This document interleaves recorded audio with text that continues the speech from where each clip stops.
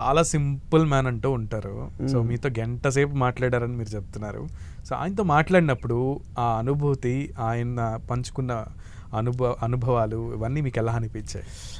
చాలా హ్యాపీ అండి. పవన్ కళ్యాణ్ గారికి నేను యాక్చువల్గా నేను జానీ సినిమాకు చాలా ట్రై చేశా ఆయనతో పని చేయాలని. ఓకే. సో అప్పటికి నేను 2-3 సినిమాలు చేశాను. జానీ సినిమాకి చాలా ట్రై చేసిన. అంటే నాకు భయం అన్నమాట. అంటే ఆయన గురించి బయట మాట్లాడే విధానం వేరంట. ఆయన రాగానే కొంచెం అదేదో అందరూ ఒక అలర్ట్ మోడ్లోకి వెళ్ళిపోతారు. కాకరకాయ రసం ఇస్తారు, తాగిపిస్తారు. అది అంటే కొంచెం మనకు ఎక్కువ పెద్దగా సినిమాలతో పరిచయాలు లేవు అప్పటికి. 2-3 సినిమాలే చేస్తున్నాను. సో ఇక్కడ మన అంబేద్కర్ యూనివర్సిటీ దగ్గర ఆయన ఆఫీస్ ఉండేది. గేట్ దాకా వెళ్ళేవాడిని కానీ కలవాలంటే భయం ఉండేది. అలా ఒక 5-6 నెలలు తిరిగి సరే మన వల్ల కాదని ట్రై చేసి వచ్చేసాను ఇంకా. సో దాని తర్వాత ఆయన్ని ఈ విషయాన్ని పవన్ కళ్యాణ్ గారికి పంచుకున్నారా మీరు? 6 నెలలు మీ చుట్టూ మీ ఆఫీస్ దగ్గరికి వచ్చానండి, ధైర్యం లేక నేను వెనక్కి తిరిగాను, కానీ ఈరోజు అవకాశం వచ్చింది. లేదు అంటే అది మాట్లాడే అవకాశం రాలేదు. అంటే త్రివిక్రమ్ గారు కూడా ఉన్నారు ఆయనతో కూడా. ఓకే. సో ఆయన కలవంగానే చాలా సింపుల్గా వచ్చారు. త్రివిక్రమ్ గారు, పవన్ కళ్యాణ్ గారు వచ్చారు. దానికి ముందు నేను కాటమరాయుడు అనే సినిమాకి వర్క్ చేశాను. అప్పుడు కలవలేదు ఆయన్ని. వర్క్ చేశాను కానీ కలవలేదు. ఆయన వచ్చి చాలా బాగా చేశారు పాట, అసలు మీకు ఎలా వచ్చింది, చాలా సింపుల్ అన్నమాట, చాలా సింపుల్. యూనివర్సిటీలో ఏ యూనివర్సిటీ అంటే నేను యూనివర్సిటీ వరకే వెళ్ళలేదు సార్ అంటే మనం కూడా అంతే, నేను కూడా యూనివర్సిటీ వెళ్ళలేదు, సేమ్ మన ఇద్దరం సేమ్. కానీ చాలా బాగుంది, మీ వాయిస్ చాలా బాగుంది, ఎస్పెషల్లీ లిరిక్స్, ఆ హుక్ లైన్ చాలా బాగా నచ్చాయి నాకు. మనం కలిసి పని చేద్దాం ముందు మీరు కలుస్తూ ఉండండి, మీరు వీలైతే క్యాంపెయిన్కి రండి మీరు అంటే, లేదు సార్ ఒక సినిమా చేస్తున్నాం మ్యూజిక్ డైరెక్టర్ మార్షల్ సినిమా. అసలు వెళ్ళుంటే అసలు వేరే లెవెల్లో యాదగిరి గారి పేరు ఇప్పుడు మారిపోయేదేమో 2 తెలుగు రాష్ట్రాల్లో. అదే అంటే కరెక్ట్ ఆ టైంలో నాకు ఈ సినిమాలు వస్తున్నాయి అనమాట. ఇటు చిరంజీవి గారిది అంత అయింది, పవన్ కళ్యాణ్ గారిది అంత అయింది. సో అవకాశం వస్తే చూద్దాం నెక్స్ట్ ఏమన్నా. ఒకసారి ఇంటర్వ్యూలో అడిగారు నన్ను పవన్ కళ్యాణ్, అంటే బిఫోర్ 24 ఎలక్షన్ ముందు, పవన్ కళ్యాణ్ గురించి ఈ పాట విన్నాక అడిగారనమాట, ఎలా అనుకున్నారంటే ఆయన డెఫినెట్గా సీఎం అవుతారు ఫ్యూచర్లో, ఎందుకో నాకు అనిపించింది చెప్పాను. సో అనుకున్నట్టుగా ఆయన 100% విజయం సాధించారు. ఫ్యూచర్లో 12 ఏళ్ళు పూర్తి చేసుకుంది పార్టీ. సో ఈరోజు చాలా ఘనంగా ఆ పార్టీ సంబరాలు కూడా జరుగుతున్నటువంటి పరిస్థితి ఉంది. కానీ పవన్ కళ్యాణ్కి మీకు సనాతన ధర్మం మీద అమితమైన ప్రేమ ఉంది అనేది కూడా తెలిసింది. సో ఆ టాపిక్ ఏమైనా మీ ఇద్దరు మాట్లాడుకున్నప్పుడు డిస్కషన్ వచ్చిందా? లేదండి, యాక్చువల్గా అంత మనకు అవకాశం రాలేదు. అయితే అడిగారు మీరేమన్నా ఆర్ఎస్ఎస్ అది అంటే, చిన్నప్పటి నుంచి నేను షాక్కి వెళ్ళేవాడిని ఆర్ఎస్ఎస్కి. ఆర్ఎస్ఎస్ ఒక విధంగా నాకు సినిమాల్లోకి రావడానికి కూడా ఆర్ఎస్ఎస్ వాళ్ళు సాయం చేశారు అనుకోవచ్చు. ఎందుకంటే నేను ఎక్కడో వర్క్ చేస్తుంటే ఈ ఆర్ఎస్ఎస్ వాళ్ళు తీసుకొచ్చి నన్ను ఒక మంచి జాబ్లో పెట్టించి, దాని ద్వారా నేను సినిమాలకి ఈజీగా వెళ్ళగలిగాను. ఓకే. ఆర్ఎస్ఎస్ అంటే ఒక నిబద్ధత, ఒక పంక్చువాలిటీ, అంటే మనం ఎట్లా స్ట్రాంగ్గా ఉండాలనేది అక్కడ మనం నేర్చుకోవచ్చు. అంటే చాలామంది ఆర్ఎస్ఎస్ గురించి కొంతమంది తక్కువ మాట్లాడతారు, కానీ ఆర్ఎస్ఎస్ అనేది అదొక మనిషి ఎలా ఉండాలి, మనిషి అంటే ప్రతి మనిషికి హెల్ప్ చేయాలి, కష్టాలు ఉన్న ప్రతి వాళ్ళకి మనం హెల్ప్ చేయాలి అని అక్కడ నేర్పిస్తారు.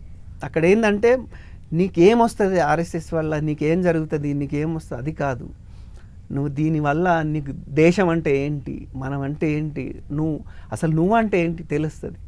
ఒక మనిషిగా మనం ఏం చేయాలి, ఎలా ఉండాలనేది అక్కడ ఆ క్రమశిక్షణ వల్ల మనకు తెలుస్తుంది. ఇప్పుడు ఆర్ఎస్ఎస్లో ఉన్న వాళ్ళు దేశాలని ఏలుతున్న వాళ్ళలో ఉన్నారు. అందులోనూ ప్రధానమంత్రి నరేంద్ర మోదీ గారి దగ్గర నుంచి చూసుకుంటే, సరే మన రాష్ట్రానికి వచ్చేసరికి బండి సంజయ్ గారు, కిషన్ రెడ్డి గారు అండ్ ఎమ్మెల్యే రాజాసింగ్ గారు. సో వీళ్ళని ఎప్పుడైనా కలవడం కానీ మాట్లాడటం కానీ? అంటే ఆర్ఎస్ఎస్ వెళ్ళాను కానీ నేను పార్టీ పరంగా అంటే నేను ఫస్ట్ ఓటేసింది కూడా నాకు ఓటు హక్కు వచ్చాక 2009 అనుకుంటా ఎలక్షన్లో నేను ఫస్ట్ ఓటేసాను. అప్పుడు ఉమ్మడి ఆంధ్రప్రదేశ్ ఉండేది. నాకు చంద్రబాబు గారు అంటే ఇష్టం, ఆయనకి అసెంబ్లీకి వేసాను, బీజేపీకి వేసాను అప్పుడు. ఓకే. సో అంటే నేను చిన్నప్పటి నుంచి నేను భజన పాటలు నాకు రాముడు అంటే చాలా భక్తి.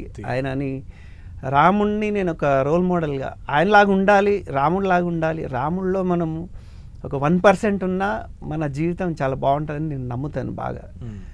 సో నేను రామునిలాగా ఉండడానికి చాలా ట్రై చేస్తాను, చాలా అంటే చాలా, ప్రతి క్షణం. సో అట్లా పార్టీ పరంగా అంటే ఇప్పుడు మా ఫ్రెండ్స్ ఉన్నారు, నా జూనియర్స్ ఉన్నారు, ఇప్పుడు మా పార్టీ పరంగా కాదు, ఆర్ఎస్ఎస్ మీట్స్ ఉంటాయి కదా, ఆర్ఎస్ఎస్ మొత్తం అంతా కూడా గ్యాదరింగ్స్ ఉంటాయి కదా, సో అట్లా ఏమైనా మీకు? వెళ్తాను, నేను శాఖలకు వెళ్తాను. మొన్న కూడా రీసెంట్గా ఒక ఆర్ఎస్ఎస్ ఒక సభ జరిగితే నన్ను చీఫ్ గెస్ట్గా పిలిచారు, వెళ్ళాను, మాట్లాడాను. అదొక అదృష్టం. ఏంటంటే ఆర్ఎస్ఎస్ అనేది అదొక మన దేశం లాంటిది ఒక సంస్థ అది.